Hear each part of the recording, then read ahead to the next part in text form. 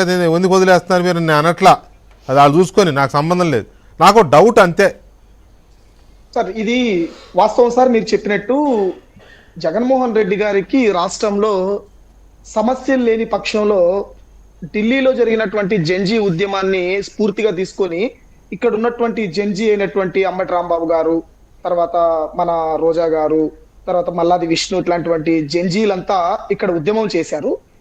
లోకేష్ గారు డిఎస్సీలు అక్రమాలు చేశారు, అతను రాజీనామా చేయాల్సిందే, అక్కడ విద్యాశాఖ మంత్రి చేశాడు, ఇక్కడ చేయాలని చెప్పేసి చెప్పారు. వాస్తవంగా నీట్ క్వశ్చన్ పేపర్ అనేది చాలా స్పష్టంగా లీక్ అయినట్టు వాట్సాప్లలో ప్రతి గ్రూప్లలో బయటకు వచ్చింది. కానీ డిఎస్సీలో అలా జరిగిందా?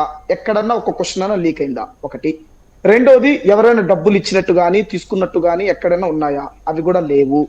ఇక్కడ ప్రధానంగా వైఎస్ఆర్ కాంగ్రెస్ పార్టీ వాళ్ళు ఎందుకు ఈ డిఎస్సి మీద ఆరోపణలు చేశారంటే ఇప్పుడు చాలా స్పష్టంగా తేటతెల్లమైపోయింది.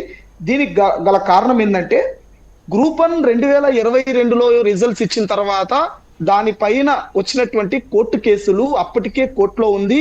సింగిల్ బెంచ్ జడ్జి గారు అప్పుడే తీర్పిచ్చారు, దీన్ని రద్దు చేయండి, ప్రధాన పరీక్షను మళ్ళీ పెట్టండి, 3 times ఎవాల్యుయేషన్ అనేది విరుద్ధము, నోటిఫికేషన్లు కూడా పేర్కొనబడలేదు అని చెప్పేసి చాలా స్పష్టంగా ఇచ్చిన తర్వాత డివిజనల్ బెంచ్ కి వెళ్ళడం జరిగింది. డివిజనల్ బెంచ్ లో కూడా భట్టు దేవానంద గారు న్యాయమూర్తి, అతను చాలా స్పష్టంగా చెప్పడం జరిగింది. చాలా సార్లు నేను లైవ్ చూశాను. కోర్టు యొక్క వాదోపవాదాలన్నింటినీ కూడా చాలా సీరియస్ గా చెప్పారు. మాజీ ముఖ్యమంత్రి గారి మీద చాలా అగ్రెసివ్ గా చెప్పడం జరిగింది.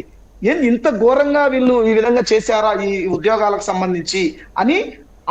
అంటే ఇప్పుడున్నటువంటి బెంచ్ కు ముందు భట్టు దేవానంద్ అనేటువంటి న్యాయమూర్తి గారు డివిజనల్ బెంచ్ ఈ సిట్ ని వేసింది. ఈ సిట్ కూడా ఏదో ప్రభుత్వం వేసింది కాదండి. ఈ సిట్ అనేది కోర్టు ద్వారా వచ్చినటువంటి సిట్టు. కోర్టు ద్వారా వేసినటువంటి సిట్ లోనే చాలా నిష్పక్షపాతంగా ఈ విచారణ చేస్తే ఇదంతా బయటకు వచ్చింది. ప్రభుత్వం అనుకుంటే మరింత లోతుగా విచారిస్తే వీళ్ళంతా లోపల ఉన్నటువంటి పెద్దల యొక్క బండారం మొత్తం కూడా బయటపడుతుంది. అంగట్లో సరుకులు అమ్మినారని చెప్పేసి ఎందుకు అంటున్నానంటే 100 కోట్లకు సంబంధించినటువంటి ఇది ఒక పెద్ద స్కాము. మీరు చెప్పినట్టు ఇది పెద్ద స్కాము. ఇక్కడ నేను కూడా ఈ రాష్ట్ర ప్రభుత్వాన్ని కూడా నేను ఒకటే రిక్వెస్ట్ చేస్తున్నాను. దీంట్లో ఇది ఒక కాన్స్టిట్యున్సీని ప్రభావితం చేసేటువంటి ఉద్యోగం అండి, ఆషామాషి ఉద్యోగం కాదు. ఒక డిప్యూటీ కలెక్టర్ అంటే ఒక ఆర్డీఓ ఒక కాన్స్టిట్యున్సీని, ఒక నియోజకవర్గాన్ని రూల్ చేయగలుగుతారు. ఒక డిఎస్పీ పరిధిలో 2-3 నియోజకవర్గాలు కూడా ఉంటాయి, వస్తాయి. ఒక ఆర్డీఓ అదైతే డిఎస్పీ సార్, శాంతి భద్రతలు డివిజనల్ లెవెల్ పోలీస్ ఆఫీసర్ డిఎస్పీలు కూడా వీళ్ళు కావాలని, ఇందాక పెద్దల ప్యానెల్లో ఉన్నటువంటి పెద్దలు చెప్పినట్టు వీళ్ళు ఒక లాంగ్ టర్మ్ రాజకీయ లబ్ధి కోసం వీళ్ళు చేశారు. సో ఇక్కడ జెన్జీ ఉద్యమం ద్వారా ఏదైతే ఈ గ్రూప్ అన్ని తప్పుదోవ పట్టచ్చు, సిట్ వేశారు కాబట్టి నివేదిక మనకు ఎట్లాగో వ్యతిరేకంగా వస్తుంది. దీన్ని మనము డైవర్షన్ పాలిటిక్స్ లో భాగంగా డిఎస్సి మీద చేద్దామనేటువంటి ఇంటెన్సివ్ తో మాత్రమే వాళ్ళు ఈ విధంగా చేయడం జరిగింది. నేను జగన్మోహన్ రెడ్డి గారు ఏబిఎన్ ఆంధ్రజ్యోతి ద్వారా మీ ద్వారా నేను సూటిగా వాళ్ళని అడుగుతున్నాను, జగన్మోహన్ రెడ్డి గారిని కూడా. సార్ మీరు ప్రెస్ మీట్ పెట్టారు, చాలా బాగా ఎక్స్ప్లెయిన్ చేశారు. Sir who is Mahankali Raghuram sir, అతని గురించి ఎందుకు చెప్పలేకపోయారు సార్? సార్ మీరు మీ ప్రభుత్వంలో ఉన్నప్పుడు ఏపీపీఎస్సీ బోర్డు సభ్యులను ఎవరు నియమించారు సార్? ఎలాంటి వ్యక్తులను నియమించారు సార్? సార్ ఎందుకు మీరు మహంకాళి రఘురామ్ గురించి చెప్పట్లేదు సార్? ఎందుకు మీరు ఎవాల్యుయేషన్ కు తీసుకోవాల్సినటువంటి వ్యక్తులను, ప్రైవేట్ వ్యక్తులను ఎందుకు తీసుకోవాల్సి వచ్చారు?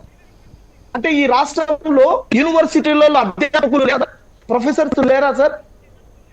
ప్రైవేట్ వ్యక్తులను తీసుకుంటారా మీరు? ప్రైవేట్ టీచర్లను తీసుకుంటారా? దిద్దుబాటు చేస్తారా? డ్రైవర్లతో చేపిస్తారా? వీటి గురించి ఎందుకు మీరు ప్రెస్ మీట్ లో చెప్పలేదు? ఈ రాష్ట్ర ప్రజలకు ఎందుకు వివరించలేదు మీరు?